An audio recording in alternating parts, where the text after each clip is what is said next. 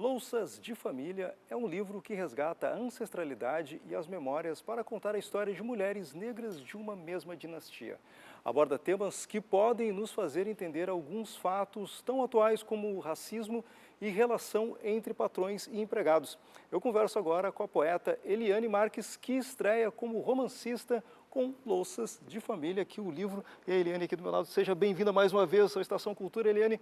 Eliane, vamos começar falando com um mote que puxa o fio condutor, o start desta história, tudo bem, Eliane? Tudo bem, Domício. É um grande prazer estar aqui contigo na Estação Cultura.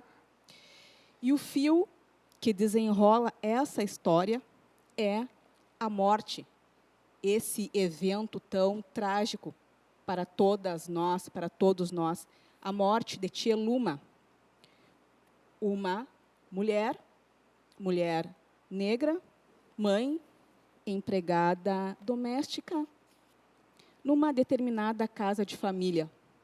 E eu uso esse termo de um modo irônico e crítico, porque para a narradora da história, que se chama Quandu, apenas a casa dos brancos, a casa dos ricos, é a casa de família. As nossas casas não são casas de família. Então, esse termo é utilizado durante todo o livro dessa forma. E ainda há uma criação da própria Quandu de um mito que fala da relação dessas mulheres negras com as casas de família. Eu gosto dessa posição da Quandu porque ela rompe, ela cria uma ruptura com essa questão sociológica de por que somos empregadas domésticas ainda hoje. Não que exista algo errado com isso. Não, a questão é uma predominância nessa única função e a degradação dessa função.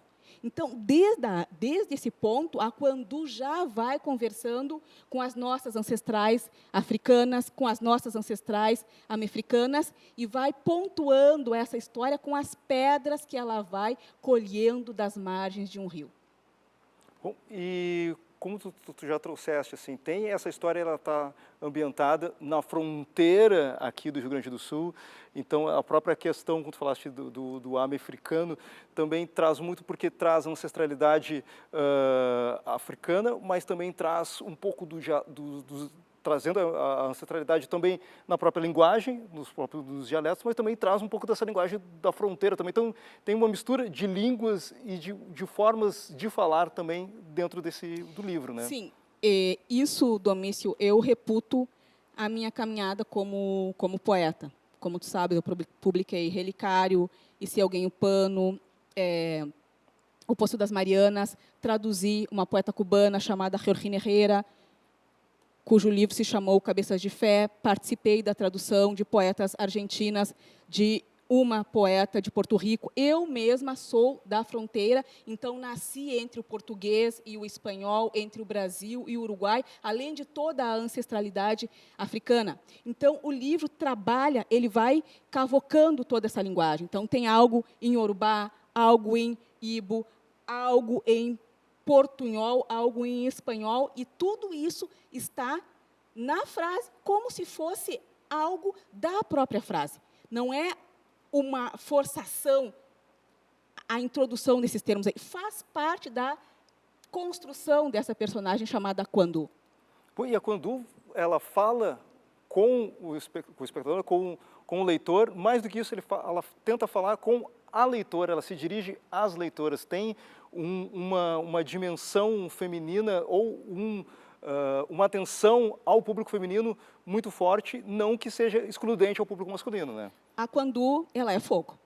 Ela é barra pesada, porque essa direção que ela faz às mulheres, chamando-as de leitoras, jamais ela se refere ao leitor. Em primeiro lugar, ela está dizendo assim, olha, durante toda a minha vida, eu li romances, li poemas em que o chamado, o convocado era o leitor. E eu nunca me senti excluída por não ser chamada como leitora. Mas agora, eu quero que os leitores sejam incluídos, que se sintam incluídos, sendo chamados de leitoras. Por que tu não pode te incluir ali sendo chamada de leitora? Eu sei que tu leste umas páginas do livro, umas 20 páginas, e tu te sentiste excluído por ser chamado de leitora? Não. Então, a Kondo vai provocando esse tipo de quebra, até porque ela é um tanto ressentida. Como ela mesma diz, ela é uma retinta ressentida, e com muito orgulho, retinta ressentida. Bom, e também a própria questão de ela estar se colocando, falando como narradora, se colocando como narradora e também contando a sua história, mesmo a partir de uma história escrita, ela também está se colocando, está trazendo também a própria questão da oralidade, né? Do contar a história, de trazer essa história através da história contada de uma maneira oral. Está transpondo isso para o livro, mas está muito presente essa questão, né? De como essas histórias são transmitidas, né? Sim, Domício. Há um crítico africano chamado Francis Abiola Irelé, e num livro, cujo título é Imaginação Africana, ele diz o seguinte, que o que marca a característica singular da literatura africana em língua europeia produzida hoje, por exemplo, Chimamanda, Chinua Achebe, é a oralidade. A oralidade no texto escrito.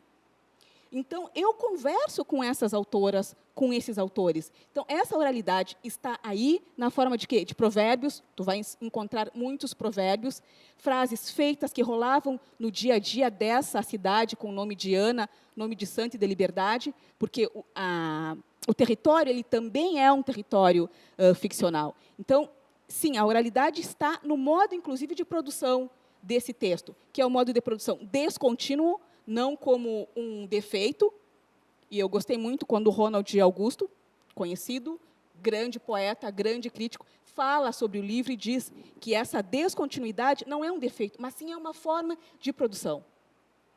Até a gente pensar também, como a própria Lélia Gonzalez fala do preteguês, a gente precisa também pensar de uma outra forma de usar essa língua, né, e a própria língua que a gente usa, de uma forma mais nossa, mais genuína, né, que não só falando das formas de falar, mas das narrativas, né, das oralidades, mas também das formas de escrever. Então, a Eliane Marques, com o livro Louças de Família, está aqui na minha mão, mas também o pessoal pode adquirir nas melhores casas do ramo, nas livrarias, nas pequenas livrarias de preferência, né, para ajudar o pessoal, mas também indo direto lá no site da editora, do grupo autêntica.com.br, lá na editora Autêntica, e adquirindo o livro. Eliane, obrigado pela tua presença aqui, parabéns pelo livro aí, e a gente segue falando com os próximos lançamentos e das próximas notícias que tu tiver aí, certo? A gratidão é toda minha, Domício. Muito obrigada. Certo.